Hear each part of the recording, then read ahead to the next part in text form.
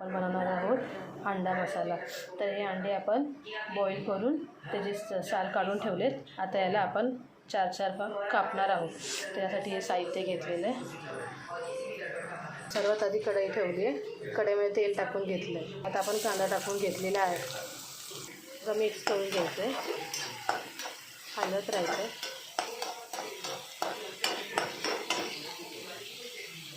लाल होईपर्यंत हलवायचं। लालसर भाजलेला आहे। थोडी हळद टाकायची, हलवायचं, मिक्स करून घ्यायचं, टाकून घ्यायचं, मिक्स करायचं, हलवत राहायचं।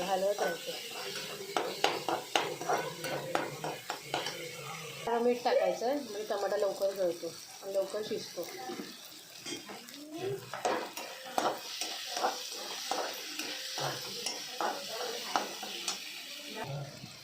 हे भाजतंय तोपर्यंत आपण आता अंडे कापून घ्यायचे।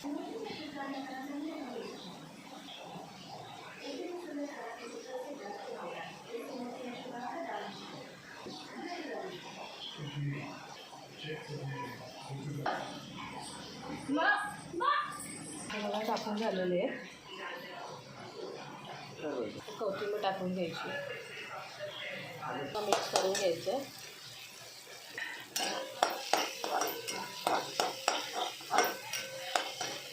टाकायचं, हलवायचं, मिक्स करायचं। हे बघा सर्व मिक्स झाले। बघा किती छान दिसते। वाव, मस्त ना, कलर पण किती छान आला आहे बघा। आता आपण हे बॉईल केलेले अंडे कापून घेतले ते टाकणार आहोत। आता हे मिक्स करायचं।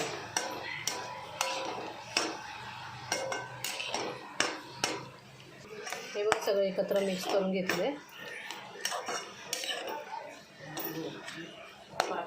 छान वाटते ना, या खायला।